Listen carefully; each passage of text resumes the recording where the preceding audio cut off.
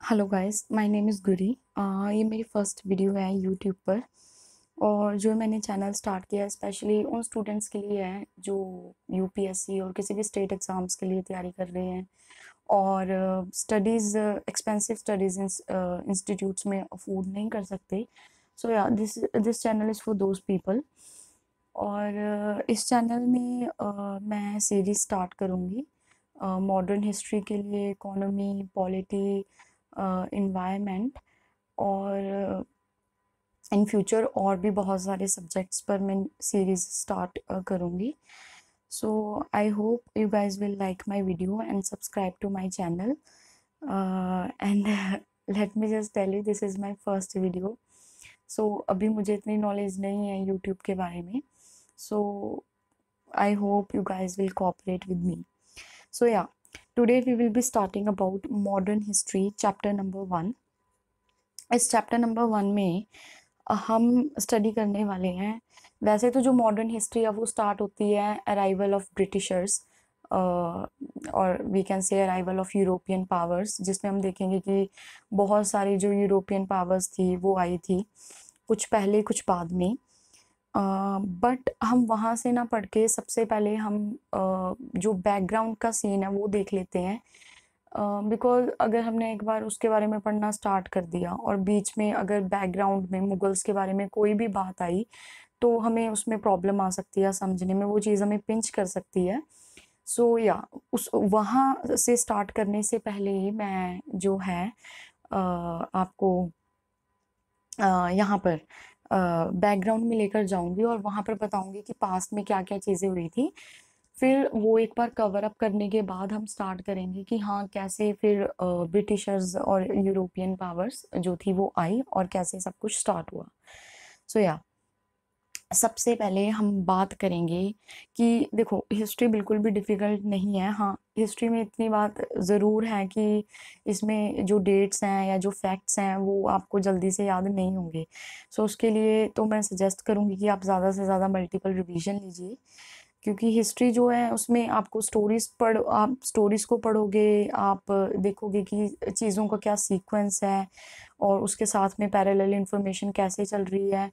सो एक बार आपको सारी कहानी जो है वो सुननी है, समझनी है, उसके बाद आप अपने अकॉर्डिंगली, अपने शेड्यूल के अकॉर्डिंगली, अपने कंफर्ट के अकॉर्डिंगली उसकी तैयारी कर सकते हो। बट या the main thing is multiple revision. Multiple revision आपको करनी ही पड़ेंगी, उसके बिना आप कोई भी चीज़ याद नहीं कर सकते। सो या अब हम स्टार्ट करने लगे हैं इंडिया में। देखो इंडिया में जो मुगल रूल था वो स्टार्ट हुआ था 1526 एडी में, जब बाबर ने हराया था इब्राहिम लोदी को फर्स्ट बैटल ऑफ पानीपत में। और वहाँ से जो है मुगल एम्पायर की जो शुरुआत थी वो स्टार्ट हो गई थी। सो सबसे पहले हम देखेंगे जो मुगल एम्पायर था उसको हम दो कैटेगरी में बांट सकते हैं। सबसे पहले आते हैं जो अर्ली मुगल रूलर्स थे, देन उसके बाद में आएंगे लेटर मुगल रूलर्स।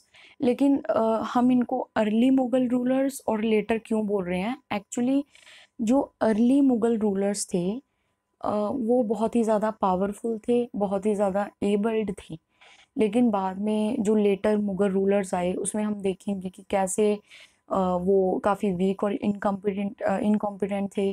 कैसे उनके टाइम में जो मुगल एम्पायर था वो धीरे-धीरे डिसइंटीग्रेट करता गया। So yeah, first we will be studying about the early Mughal rulers. So उसमें हम देखेंगे कि early मुगल रूलर्स का जो पीरियड था that started from 1526 with the Babur and it ended in 1707 in with the Aurangzeb. So Babur was the first Mughal ruler.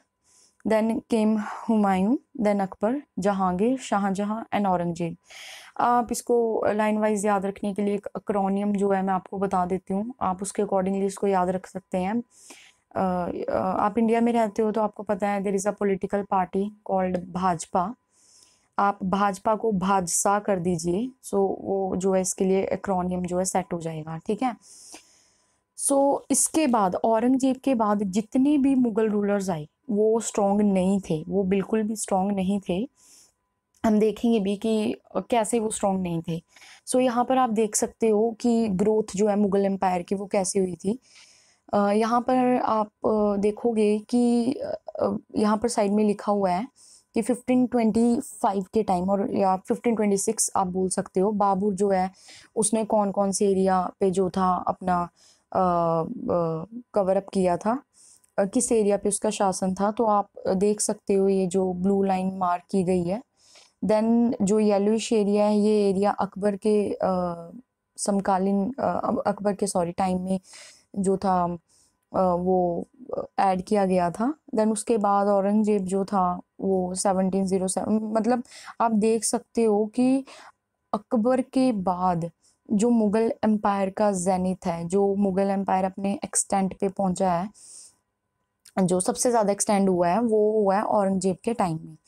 सो या सो आप देख सकते हो कि जो बाबर का टाइम है उसमें काबुल, हिंद कुश, ये पंजाब का एरिया, लाहौर जो था बाबर ने अपने अंडर लिया था। देन उसके बाद आप अकबर के बारे में भी देख सकते हो कि अकबर ने ये आगरा, सूरत, बनारस, ये सारी जगह अपने अंडर की। और देन औरंगजेब जो था उसने ऑलमोस्ट पूरे इंडिया पे जो था रूल किया, except some part of the south India. उसके बाद हम बात करते हैं, here you can see picture of Chhatrapati Shivaji. इनके बारे में भी हम आगे बात करेंगे। सो या अभी आप भी ये मत बोलना कि मुगल पढ़ाते पढ़ाते हम कहाँ मराठास में आ गए। एक्चुअली यहाँ पर हम मराठास के बारे में भी बात करेंगे। सो मैं मराठास के बारे में भी आपको एक बार दिखा देती हूँ कि 1758 का ये मैप है। आप देख सकते हो कि मराठा जो पावर है उसने अपने आप को कैसे जो है एक्सपैंड किया है। यहाँ पर आप देख सकते हो पूरी पिक्चर, पूरा जो इंडिया है उसमें भी साउथ पार्ट छोड़ के और नॉर्थ ईस्टर्न पार्ट छोड़ के ऑलमोस्ट पूरा इंडिया जो था उन्होंने कवर अप कर लिया था। देन उसके बाद हम बात करते हैं लेटर मुगल्स की। सो लेटर मुगल्स में हम देखेंगे मराठास में लेकिन लेटर मुगल से पहले मैं आपको मराठास के बारे में एक बात बता देती हूँ कि मराठास जो थे वो पावर, जो मराठा पावर थी वो स्टार्ट हुई थी शाहजी से। मैं आगे आपको चार्ट में भी दिखाऊंगी। शाहजी से मराठा पावर स्टार्ट हुई थी। शाहजी जो थे वो शिवाजी के फादर थे, और शाहजी ने मराठा पावर की स्टार्ट किया था फ्रॉम अहमदनगर। ठीक है, उन्होंने अहमदनगर से जो था मराठा पावर को स्टार्ट किया था। आई थिंक इस मैप में अहमदनगर कहीं पर दिया नहीं गया है। मैं आपको आगे दिखा देती हूँ अहमदनगर भी, डोंट वरी। सो अहमदनगर से उन्होंने स्टार्ट की थी। सो शाहजी जो थे वो शाहजहाँ के कंटेम्प्ररी थे, और जहांगीर के वो कंटेम्प्ररी रह चुके हैं। उन्होंने दोनों के कोर्ट में अपनी सर्विसेज दी थी। सो आफ्टर शाहजी उनके जो बेटे हैं शिवाजी वो आए। उन्होंने इस रीजन में कंसंट्रेट किया, बट उनका जो मेन रीजन था जिसमें उनकी कंसंट्रेशन थी वो था बीजापुर। उन्होंने अहमदनगर से शुरुआत जो थी वो शाहजी ने की थी, लेकिन उनके बेटे शिवाजी जो थे उनकी जो मेन कंसंट्रेशन थी वो थी बीजापुर से। डोंट वरी, मैं आपको ये सारी लोकेशंस आगे जाके दिखा देती हूँ। वैसे आप इस मैप में देख सकते हैं। इस मैप में मैं आपको बताती हूँ, यहाँ पर ये देखिए, यहाँ पर ये है बीजापुर, ये आपको दिख रहा होगा। सो या यहाँ से उन्होंने बीजापुर से स्टार्ट की थी। मैं इसको 1 मिनट इरेज कर देती हूँ। या सो हाँ जी, सो एक्चुअली रीज़न ये था कि शिवाजी ने अहमदनगर से स्टार्ट जो था वो नहीं किया था। उसका रीज़न ये था कि जो अहमदनगर था तब तक वो मुगल शासन के अंडर में जा चुका था। इसलिए जो था उन्होंने अपना जो एम्पायर था उसका जो शुरुआत थी उसकी जो वो बीजापुर से स्टार्ट की थी। ठीक है, और हम ये भी देखेंगे कि जो मराठास थे, मराठास का जो सपना था वो ये था कि हम एक टाइम पे पूरे इंडिया पे जो है वो रूल करें। और बाद में बहुत सारे मराठास रूलर आए, और उसमें थे एक पेशवा बाजीराव, और जो चाहते थे कि उनका रूल अटक से कटक तक हो। अटक जो है वो जगह मैं आपको फिर से दिखा देती हूँ। अटक जो प्लेस है ये आप यहाँ देखोगे, ये वाला प्लेस, ये आपका अटक है। वेट अ मोमेंट, ये आप देखोगे यहाँ पर अटक है, ये वाला प्लेस। एंड कटक जो है वो आप देखोगे उड़ीसा में यहाँ तक ये। सो उनका मानना था कि हम अटक से लेके कटक तक जो है यहाँ सारी जगह पर रूल करें, और जो कि बाद में हुआ भी, जो आप मैप में भी देख सकते हो कि हाँ उनकी बात सच्ची हुई, उन्होंने पूरे इंडिया पे ऑलमोस्ट क्या किया, रूल किया। हाँ जी। सो अब हम देखेंगे लेटर मुगल रूलर्स के बारे में कि कैसे जो है वो उन्होंने जो था अपना रूल इस्टेब्लिश किया। हाँ जी। सो यहाँ पर आप लेटर मुगल्स में देख सकते हो कि सबसे पहले लेटर मुगल्स में आया बहादुर शाह, फिर Jahandar Shah, then Farrukhsiyar, then Mohammad Shah, then Ahmad Shah, then Alamgir second, then Shah Alam second, Akbar second, and सबसे एंड में आए बहादुर शाह सेकंड, जिनको हम बहादुर शाह जफर के नाम से भी जानते हैं। सो मैं आपको बता दूं कि औरंगजेब की डेथ हुई थी 1707 में। 1707 में जब औरंगजेब की डेथ हुई तो उसके बाद आप देखोगे कि जो मराठास थे उन्होंने अपने आप को एक्सपैंड करना शुरू कर दिया, और 1758 का मैंने आपको मराठास का मैप दिखाया था कि उन्होंने अपना रूल कहाँ तक जो था वो स्प्रेड कर लिया था। सो आप देख सकते हो कि वो 1758 का मैप था, और यहाँ पर आप देख सकते हो कि उस टाइम पे जो रूलर था, लेटर मुगल रूलर में जो रूलर था वो था आलमगीर सेकंड। सो आप देख सकते हो कि with in 50 years of span after Aurangzeb's death, Mughal जो मराठास पावर थी वो अपने आप को कंटिन्यूसली एक्सपैंड कर रही थी। सो अब हम बात करेंगे लेटर मुगल रूलर्स के बारे में। इसमें मैं आपको बता देती हूँ, वैसे तो बहुत सारे लेटर मुगल रूलर्स आए थे, कुछ हमने बीच में नहीं जो इम्पोर्टेंट थे वो मैंने नहीं इसमें लिखे हैं। ये जो इम्पोर्टेंट थे जिनके रेन में कुछ ना कुछ इम्पोर्टेंट चीज़ें हुई थी, हम उन्हीं के बारे में बात करेंगे। सो जो यहाँ पर आप देख रहे हो बहादुर शाह, इनके बारे में हम पढ़ेंगे। जो अहमद शाह है उसके बारे में हम पढ़ेंगे, क्योंकि जो अहमद शाह है उसी हाँ उसके बारे में हम पढ़ेंगे। फिर हम आलमगीर सेकंड के बारे में पढ़ेंगे। आलमगीर सेकंड के टाइम पे बैटल ऑफ प्लासी हुई थी, और जिसमें हम देखेंगे कि कैसे बैटल ऑफ प्लासी में जो ब्रिटिशर्स थे उन्होंने अपना बंगाल में जो थी अथॉरिटी एस्टेब्लिश कर ली थी।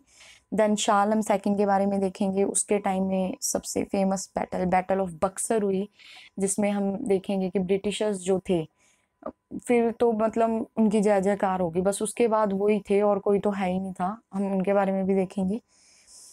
सो या अब सबसे पहले हम बात करेंगे कि जो फॉल ऑफ द मुगल्स के बारे में हम देखेंगे कि जो मुगल पीरियड था वो स्टार्ट हुआ था बाबर के एक्सेशन से, जो कि थ्रोनों से मिला था 1526 में, और औरंगजेब की डेथ पे जो था ये एंड हो गया था। जब औरंगजेब की डेथ हुई तो मुगल एम्पायर जो था वो अपने जेनिथ पर था। जब औरंगजेब की डेथ हुई, मुगल एम्पायर सबसे लार्जेस्ट था इंडिया में। So within 50 years of his death Mughal empire जो था वो गिर गया, डिसइंटीग्रेट हो गया। औरंगजेब की डेथ के बाद जो था वो वॉर ऑफ सक्सेशन स्टार्ट हो गया उसके 3 बेटों में। एक्चुअली मुगलों में वॉर ऑफ सक्सेशन का एक रीज़न ये था बिकॉज मुगलों में जो हिंदूज, हम हिंदूज में देखेंगे कि हिंदू रूलर्स जो होते थे उनमें ये सीन होता था कि अगर किसी हिंदू रूलर की डेथ हो जाए तो जो अगला किंग था, जो नेक्स्ट किंग था, वो उसका जो एल्डेस्ट बेटा था वो ही बनेगा।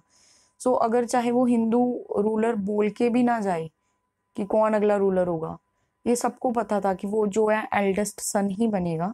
सो वहाँ पर कोई लड़ाई वाली बात ही नहीं थी। लेकिन मुगलों में ऐसा कुछ भी नहीं था।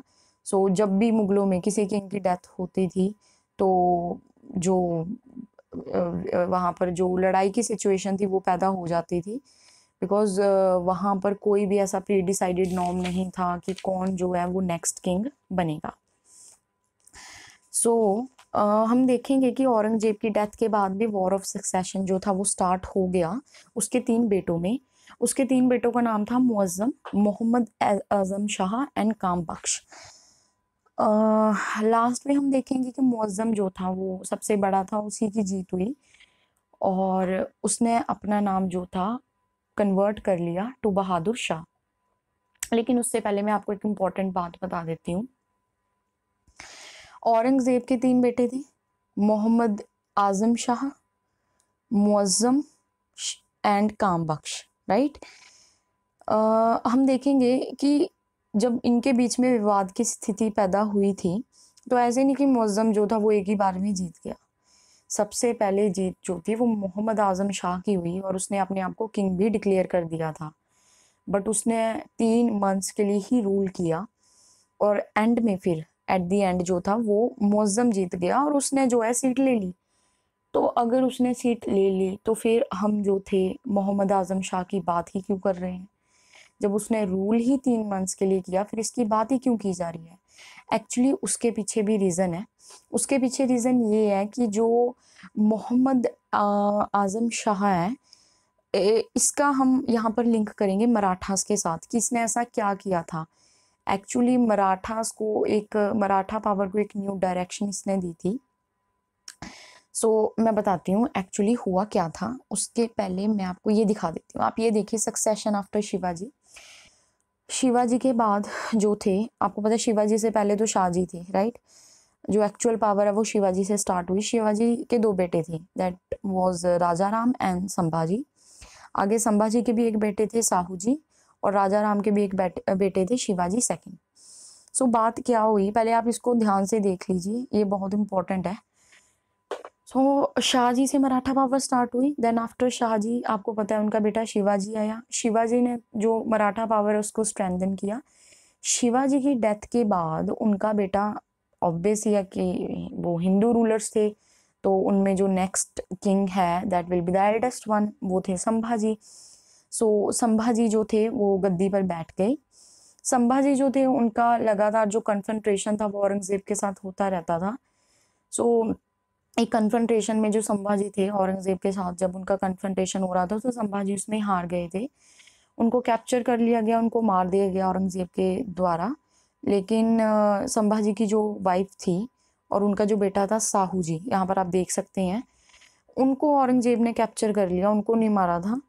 औरंगजेब ने संभाजी को मारकर उनकी पत्नी और उनके जो पुत्र थे शाहू जी, उनको अपने पास रख लिया। संभाजी के हार जाने के बाद जो उनके भाई हैं, अब उनको तो कैप्चर कर लिया, साहू जी को, उनके बेटे को, उनकी पत्नी को भी। तो अब शिवाजी के जो दूसरे बेटे थे राजा राम, वो शिवाजी के सन थे, वो गद्दी पर बैठते हैं। राजा राम 10-11 साल तक रूल करते हैं, लेकिन उनकी डेथ के बाद अब कौन आएगा? देखो, कायदे से संभाजी के बाद आना बनता था साहू जी का, साहू जी को कैप्चर किया हुआ था।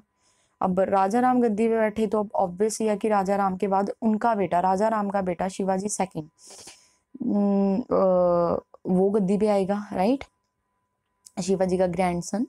उनका शिवाजी जो सेकंड थे, लेकिन वो बहुत ज़्यादा यंग थे, वो रूल नहीं कर सकते थे। तो जो राजा राम की पत्नी थी ताराबाई, शिवाजी सेकंड की मदर ताराबाई, उन्होंने गद्दी ले ली, ठीक है। और वो मतलब उनके बिहाफ पर जो थी रूल कर रही थी, because he was too young that time. Tarabai जो थी, अब उनका भी जो कन्फ्रंटेशन था वो औरंगजेब के साथ लगातार था। जब औरंगजेब की डेथ हुई तो मोहम्मद शाह जो था, मोहम्मद आजम शाह, उन्होंने गद्दी ली। जब गद्दी मोहम्मद के हाथ में आती है तो ऑब्वियस है उसको अब ये चाहिए था कि मेरा कोई ना कोई सपोर्टर ज़रूर हो। अब सपोर्ट के लिए उसने क्या किया कि उसने सोचा कि एक ट्रिक प्ले की जाए। उसने एक चाल चली। उसने देखा कि जो यहाँ पर हम देखेंगे, सॉरी, जो यहाँ पर संभाजी की जो बेटे थे साहू जी, ठीक है, संभाजी की वाइफ और साहू जी जो थे वो उनके वो मुगलों के उसमें थे, घेरे में थे। तो जो मोहम्मद आजम शाह है, ठीक है, तो उसे लगा कि मुझे कोई ना कोई सपोर्टर चाहिए।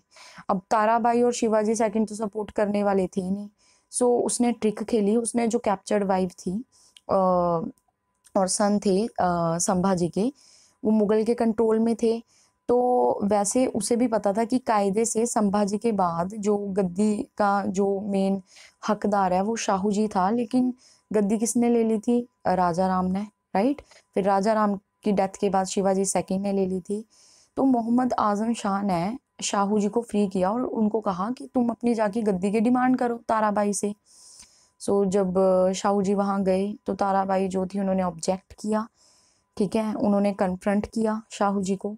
सो इस कन्फ्रंटेशन में जो शाहू जी थे उनका जो साथ दिया था वो एक काफ़ी अच्छे मिलिट्री जनरल थे, बालाजी विश्वनाथ। वो जो फर्स्ट पावरफुल पेशवा भी थे, जितने भी पेशवाज रहे हैं उनमें फर्स्ट पावरफुल पेशवा थे। अब आपको मैं पेशवा कौन होते हैं वो भी आपको इन फ्यूचर आपको बता दूंगी जब हम मराठास के बारे में पढ़ेंगे। सो बालाजी विश्वनाथ जो थे उन्होंने हेल्प की शाहू जी की। शाहू जी ने जो ताराबाई को हरा दिया, ठीक है, और हम देखेंगे फिर जो मराठा पावर है वो शाहू जी के हैंड में आ गई, राइट। यहाँ पर फिर मुगलों ने शाहू जी को छोड़ दिया, लेकिन हम ये बात याद रखेंगे कि उन्होंने उनकी माँ को नहीं छोड़ा था, क्योंकि मुगलों को ये था कि ये ना हो कि इन फ्यूचर शाहू जी हमारे खिलाफ ही चले जाएं, हमारे खिलाफ ही बगावत कर दें। सो उन्होंने उनकी माँ को नहीं छोड़ा, राइट। सो ये जो पूरा कारनामा था ये किसका था? ये मोहम्मद आजम शाह का, जो 3 महीने के लिए आया। उस बेचारे ने पूरी प्लॉटिंग की, 3 मंथ तक ये उसे वो बेचारा रूल कर पाया, लेकिन एट द एंड जो उसका ब्रदर था मुअज्जम, उसने अटैक कर दिया मोहम्मद आजम शाह को और जीत गया। फिर एक बेटा और था काम बख्श, अब वो चुप तो नहीं बैठेगा, काम बख्श ने मुअज्जम पे अटैक किया, लेकिन फिर मुअज्जम जो है वो जीत गया। सो मुअज्जम जब जीता उसने अपना नाम कन्वर्ट कर लिया, उसने सोचा कि हाँ मैं सच में ही बहादुर हूँ, क्योंकि मैंने अपने 2 भाइयों को जो है हरा दिया है और फाइनली जो है थ्रोन जो है वो कैप्चर कर लिया है। सो वो बहादुर शाह के नाम से गद्दी पर बैठ जाता है, और जब वो उस टाइम पर बैठता है ही वो 65 देन उसकी एज 65 थी। सो जो प्लॉटिंग मोहम्मद आजम शाह के द्वारा की गई थी उसका पूरा पूरा जो फायदा था वो किसको मिला था? मुअज्जम को। सो या आगे हम देखते हैं बहादुर शाह के बारे में। बहादुर शाह जो था उसको शाह ए बेखबर भी बोला जाता था। जब वो गद्दी पर आया, एक्चुअली उसको शाह बेखबर इसलिए बोला जाता था कि उसके पता ही नहीं था कि उसके राज्य में चल क्या रहा है। बहादुर शाह जो था उसके अब जो रिलेशन थे वो मराठास के साथ तो ठीक हो गए थे, मराठास के, लेकिन रिलेशन औरंगजेब के साथ ठीक नहीं थे, आपको पता है। लेकिन जो साहू जी आए अब ये इतने ज़्यादा हॉस्टाइल नहीं थे टुवर्ड्स मुगल्स, एंड इवन उनको ये भी पता था कि मेरी मॉम उनके कब्जे में है, तो ऑब्वियस है अगर वो इनके खिलाफ हॉस्टाइल होते भी तो इनकी मॉम की जान पर बात बनाती। सो उन्होंने कुछ भी ऐसा नहीं किया। सो हम देखेंगे कि जो बहादुर शाह था वो फाइनली जो है वो गद्दी पर आता है, ठीक है। जो बहादुर शाह था उसने जो पॉलिसी अडॉप्ट की दैट वाज वेरी लिबरल। उसने कॉम्प्रोमाइज किया, कंसीलिएशन किया राजपूत, बुंदेलाज एंड सिख्स के साथ, बिकॉज इतनी फाइट कर करके अब उसे ये था कि मैं और फाइट नहीं कर सकता। सो उसने फाइनली ये पॉलिसी अडॉप्ट की। उसने जो था हिंदूज की तरफ अपना जो एटीट्यूड था वो थोड़ा काफ़ी टॉलरेंट रखा, बट उसने जो जजिया था वो कभी भी अबॉलिश नहीं किया। It was kind of a tax जो हिंदू से लिया जाता था।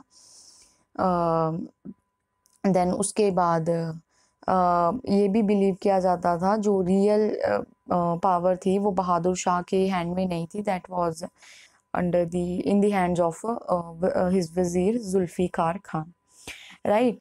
अब हम देखते हैं कि उसके टाइम में जो मराठास और सिख्स थे वो बहुत पावरफुल बने, और पावरफुल इसलिए बने क्योंकि उसको उनको भी पता था कि अब जो सेंटर में पावर है वो इतनी स्ट्रांग नहीं रही है, तो ऑब्वियस है वो अपने आप को असर्ट करने की कोशिश करेंगे। जो बहादुर शाह था उसकी डेथ 1712 में हो गई, और उसकी डेथ के बाद फिर से एक बार वॉर ऑफ सक्सेशन जो था वो मुगल एम्पायर में स्टार्ट हो गया। बहुत सारे नोबल्स भी तब तक बहुत ज़्यादा पावरफुल बन चुके थे, डिफरेंट फैक्शंस जो थे नोबल के वो बढ़ चुके थे। क्योंकि हर कोई ऑब्वियस है जब वॉर ऑफ सक्सेशन के लिए जो लड़ाई है स्टार्ट होगी तो हर रूलर के लिए, हर कैंडिडेट के लिए हर नोबल सपोर्ट करेगा। अलग अलग कैंडिडेट्स थे, अलग अलग नोबल्स थे, बिकॉज नोबल्स को भी ये था कि अगर हमारा जो सिलेक्ट किया हो कैंडिडेट जीत जाता है तो उनको जो है हाई पोस्ट मिलेगी in the Mughal empire, right. अब हम बात करते हैं जहांदार शाह की। जहांदार शाह जो था वो आया बहादुर शाह के बाद। जहांदार शाह जो था उसको लंपट मूर्ख भी बोला जाता था। सो बहादुर शाह की डेथ के बाद जो थी एक नई तरह की पॉलिटिक्स इमर्ज होगी थी मुगल एम्पायर में, जहां पर हम देखेंगे कि जो नॉबल्स थे वो किंग मेकर्स बन गए थे, और जो किंग थे वो तो अब नाम मात्र के थे, वो उनके पपेट ही थे। सो जहांदार शाह को हम फर्स्ट पपेट बोल सकते हैं मुगल एम्पायर में, इसलिए उसको लंपट मूर्ख भी बोला जाता है। वो बहुत ही वीक था, बहुत ही इनकॉम्पिटेंट था। वो समझ ही नहीं पाता था that people around him is was overpowering him. So उसकी जो पॉलिसीज थी वो इग्नोर की गई।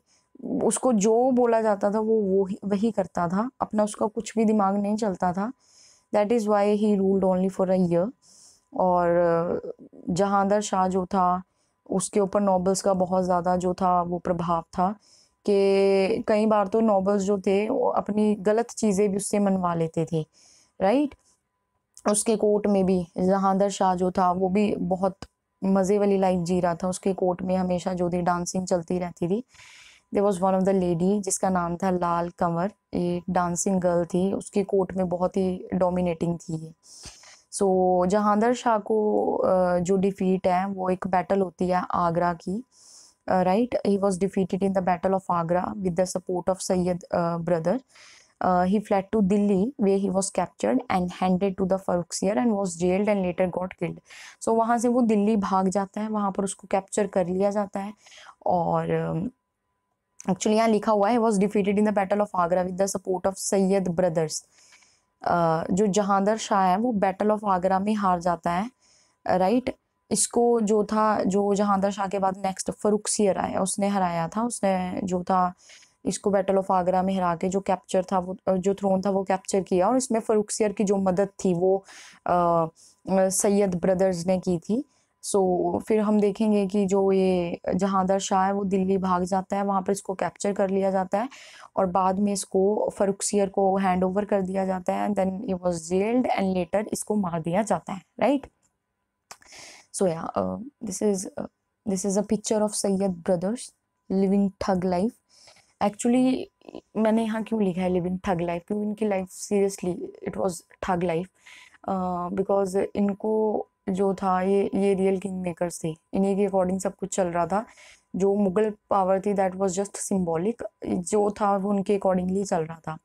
अब हम बात करते हैं फरुखसियर की। फरुखसियर जो था he was also known as घृणित कायर। इसने बंदा बहादुर जी को भी मारा था और बहुत ही बुरे तरीके से मारा था। उनके हाथ पांव काट दिए थे, उनकी आंखें निकाल दी थी। और आप एंड में देखेंगे कि इसको भी सेम ही फेट मिला, इसके साथ भी सेम ही चीज हुई। सो कर्मा हिट्स बैक। सो इसको फरुखसियर को जो हेल्प थी थ्रोन दिलवाने में वो सैयद ब्रदर ने की थी। That's why Sayyid brothers are known as king makers.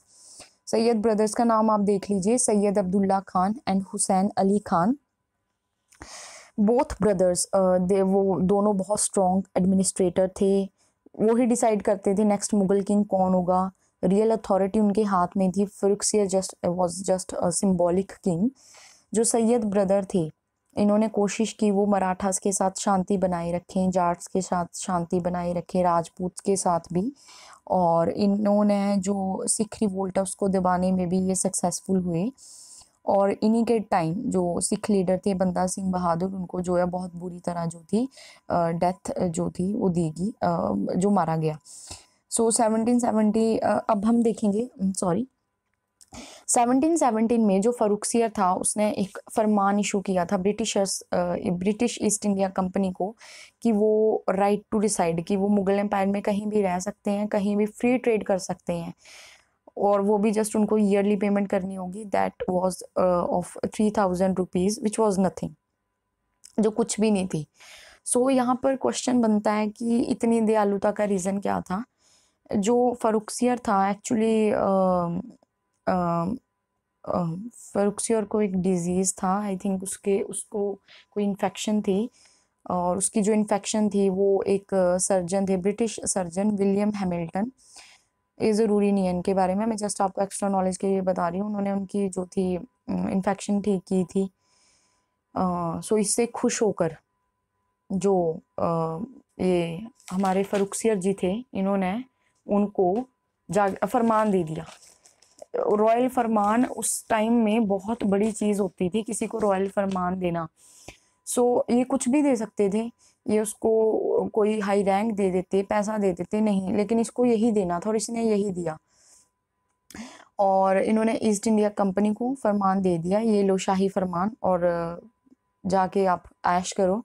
और बाद विच सॉरी मैं विच तो actually I am from Punjab, so Hindi जो है वैसे तो मुझे हिंदी आती है, but I am not that much comfortable in Hindi, और मैं पूरा लेक्चर जो है इंग्लिश में भी नहीं ले सकती, बिकॉज कुछ ऐसे स्टूडेंट्स भी हैं जो हिंदी में देख रहे हैं, सो दैट्स वाई। सो अगर बीच में कहीं पर पंजाबी टच आता है, for that I apologise in advance, right.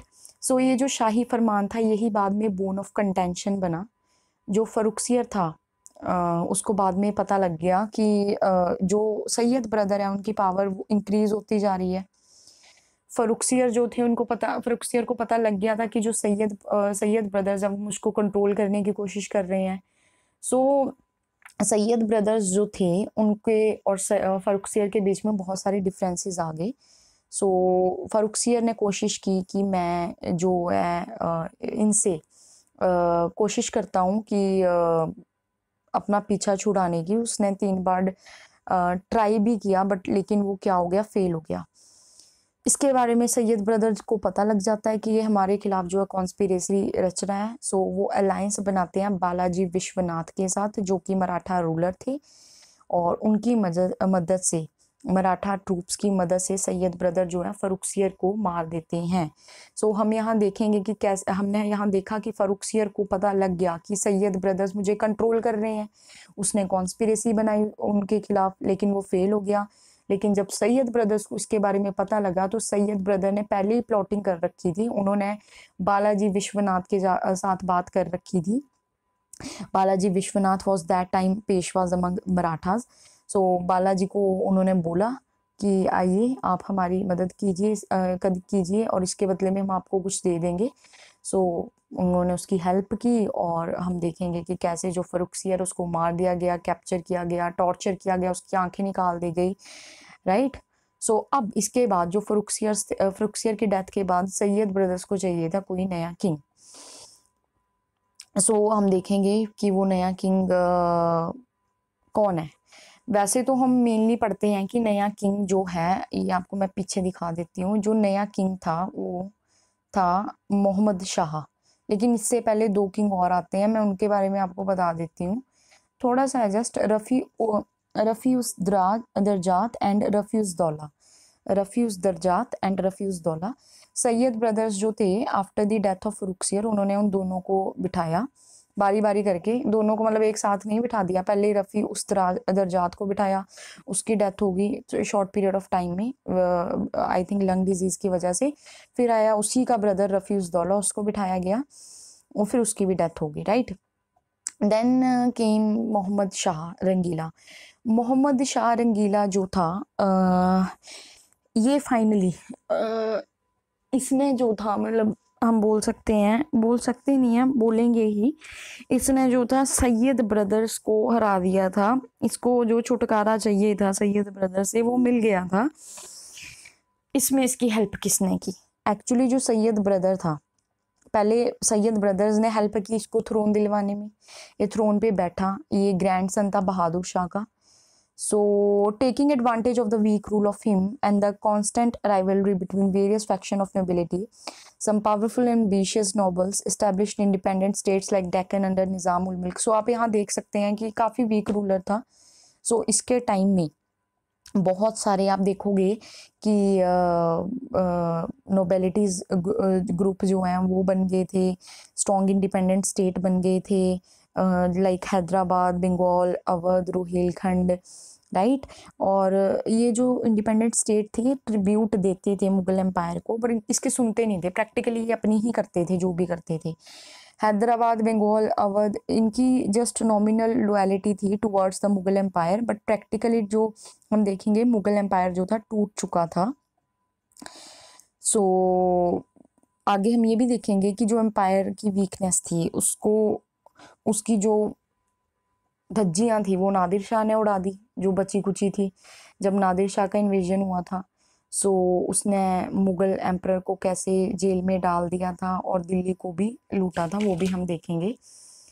सो पहले हम नादिर शाह के बारे में पढ़ने से पहले मैं आपको ये बता देती हूँ कि हुआ क्या था। मोहम्मद शाह जो था उसको कैसे, उसने कैसे जो था सैयद ब्रदर से अपने आप को जो है छुड़वाया।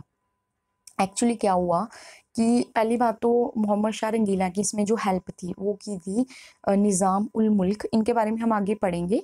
निज़ाम उल मुल्क और ये आपके बुरहान उल मुल्क, इन दोनों ने मदद की थी। एक बार क्या हुआ, जो सैयद हुसैन अली खान था ये किसी मिलिट्री कैंपेन पे गया था, तो वहाँ पर जो निज़ाम मुल्क था वो भी प्रेजेंट था। उसने अपने बंदों को रखा हुआ, सॉरी, बंदों को रखा हुआ था वहाँ पर। सो जब वो वहाँ गया, सो फतेहपुर सिकरी गया आर्मी विजिट के लिए, ये हुसैन अली, वहाँ पर इसको मार दिया गया। तो जब सैयद ब्रदर, आई थिंक मैंने इसका नाम हुसैन अली बोला है या हसन अली, आई थिंक इसका नाम जो है, इनका नाम मैं देख लेती हूँ, इनका नाम मैंने यहाँ पर लिख रखा था, आप एक बार देख लीजिएगा कि मैंने इनका नाम जो है हसन अली है या हुसैन अली है, बिकॉज मैंने जो इनका नाम है वो बार बार मैं सैयद ब्रदर, हाँ यहाँ पर लिखा हुआ है, ये थे हुसैन अली खान, या हुसैन अली खान, हाँ जी। सो हुसैन अली खान जो था उसको तो मार दिया गया। सो जब सैयद ब्रदर ने हुसैन अली खान को मारा तो नोबल्स जो थे वो काफ़ी एंग्री हो गए थे, क्योंकि नोबल्स को ना बहुत फेथ था दोनों ब्रदर्स में। बट निज़ाम उल मुल्क को पता था कि जो सोल्जर्स हैं वो एंग्री होंगे, नोबल्स भी एंग्री होंगे, तो उसने पहले ही प्रिपरेशन कर रखी थी। वो जैसे ही उसको मारता है तो सैयद हसन अली खान जो है, उसकी डेथ के बाद सोल्जर्स जो एंग्री हो जाते हैं, तो वहाँ पर उसकी बिल्कुल उसको मारने के बाद सोल्जर्स जब एंग्री थे तभी हाथी के ऊपर बैठकर मोहम्मद शाह निकलता है और वो ही कन्विंस्ड सोल्जर्स के that he is the real king and he is alive. So वो उनको बोलता है कि जो ये दोनों ब्रदर्स थे, उसमें से जो हुसैन अली खान, दोनों ब्रदर्स ही हैं, मतलब ये मेरे अगेंस्ट कॉन्स्पिरेसी कर रहे थे। वो सभी राजाओं के साथ ऐसे करते थे, गद्दी पे बिठाते थे, उनको उतार देते थे, they were having no respect for any king। सो इसलिए जो था इसको मार दिया गया। सोल्जर्स उनकी बात से कन्विंस भी हो गए।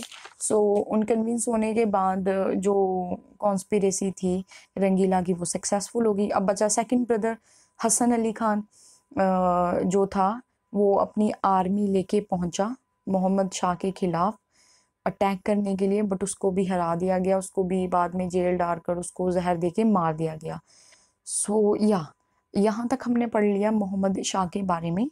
अभी और भी बहुत सारे किंग हैं जिनके बारे में हमें देखना है, लेकिन आज के लिए सिर्फ इतना ही।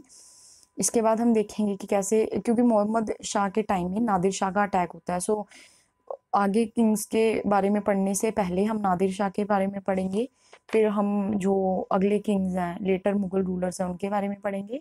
देन फाइनली जो हम हैं वो पढ़ेंगे डिक्लाइन ऑफ द मुगल्स के, what were the reasons behind the decline of Mughals। सो इससे हम अपना चैप्टर जो है कंक्लूड करेंगे। सो इससे हमें एक बैकग्राउंड मिल जाएगा, लेकिन अभी भी चैप्टर कंक्लूड नहीं होगा। जब नेक्स्ट टू नेक्स्ट लेक्चर्स आएंगे उनमें हम मराठास के बारे में पढ़ेंगे, जो ये रीजनल पावर्स निकल के आई, क्योंकि ऑब्वियस है कि मुगल्स के डिक्लाइन के बाद बहुत सारी रीजनल पावर्स आई, इंडिपेंडेंट स्टेट्स आए, सक्सेसर स्टेट्स आए, न्यू स्टेट्स आए, इनके बारे में भी हम इंडिविजुअली पढ़ेंगे। इसके बाद हमारा जब पूरा बैकग्राउंड तैयार हो गया उसके बाद जो है हम फिर यूरोपियंस अराइवल के बारे में देखेंगे। So yeah, this is it for this lecture. I hope you like the video, or I want you to subscribe my channel, and trust me guys, जो मैंने ये मॉडर्न हिस्ट्री की सीरीज स्टार्ट किया है मैंने बहुत सोच समझ के स्टार्ट की है, और जब ये कंप्लीट होगी इसके टोटल बनेंगे 70 to 80 लेक्चर्स। मैं आपको इतनी गारंटी दे देती हूँ कि आपको कहीं से भी कुछ भी पढ़ने की ज़रूरत नहीं है। हाँ, फैक्ट्स जो हैं वो तो देखो बहुत सारे होते हैं, रेफरेंसेस के लिए बहुत सारी बुक्स हैं, कुछ भी पढ़ लो। लेकिन यहाँ से आपको मैं जो आपके बेसिक्स हैं ना वो सारे स्ट्रॉन्ग कर दूँगी। बेसिक्स भी नहीं, इवन एडवांस लेवल हम सब कुछ कवर कर लेंगे मॉडर्न हिस्ट्री में। बस आपको सिर्फ़ एक चीज़ करनी है, वो है मल्टीपल रिवीजन, क्योंकि मल्टीपल रिवीजन के बिना कुछ भी पॉसिबल नहीं है। आपको रिवीजन देनी है। इवन मैं खुद अपने नोट्स जो हैं बार-बार रिवाइज़ करती हूँ। मैं खुद एक स्टूडेंट हूँ। सो हाँ जी, आप प्लीज़ मेरे चैनल को सब्सक्राइब कर दीजिएगा। ये मैं बार-बार बोल रही हूँ बिकॉज़ मैं भी चाहती हूँ कि ज़्यादा से ज़्यादा स्टूडेंट्स तक जो है अ, ये चीज़ पहुँचे और ज़्यादा से ज़्यादा स्टूडेंट्स देखें। और फिर साथ के साथ मैं सोच रही हूँ मैं इकोनॉमी सीरीज़ भी स्टार्ट कर दूँ। लेकिन मैं आपको पहले ही बता देती हूँ। आप वैसे आप सोच रहे होंगे कि ये कितना बोलती है। एक्चुअली ये मेरी फर्स्ट वीडियो है यूट्यूब पे, सो मैं इसी वीडियो में जो मेरे मन में आ रहा है वो मैं बात बोल देना चाहती हूँ। आगे से मैं ऐसा कुछ भी नहीं बोलूँगी। बट ये मेरी देखो, मैंने सीरियसली मैं बहुत मेहनत लगा के मैंने पीपीटीज़ बनाई हैं, राइट? फिर रिकॉर्डिंग करनी होती है, एक उससे पहले खुद एक बार तैयार करना पड़ता है, पढ़ना पड़ता है, सो बहुत मेहनत लगती है। सो मैं इससे आगे जो इकोनॉमी की सीरीज़ बनाऊँगी, मैं ये तो नहीं बोलूँगी कि हाँ, सब कुछ बहुत जल्दी-जल्दी आएगा, थोड़ा टाइम लगेगा कि हाँ, क्योंकि सब कुछ तैयार करने में बहुत टाइम लगता है। बट हाँ, इन फ्यूचर आफ्टर 2-3 मंथ्स जो है मैं थोड़ा अपना काम जो है स्पीड अप कर दूँगी और इकोनॉमी भी आपकी कवर करवा दूँगी। आप medieval history, ancient history, modern history, art and culture, economy, environment, environment में मेबी लेट स्टार्ट करूँ, बट ये जो है मेन और ज्योग्राफी, ये सारे आपको कवर अप करवा दूँगी यूपीएससी के सिलेबस के according he. So don't worry guys, आपको जस्ट इतना करना है, चैनल सब्सक्राइब करना है और स्टडी करनी है। Thank you so much.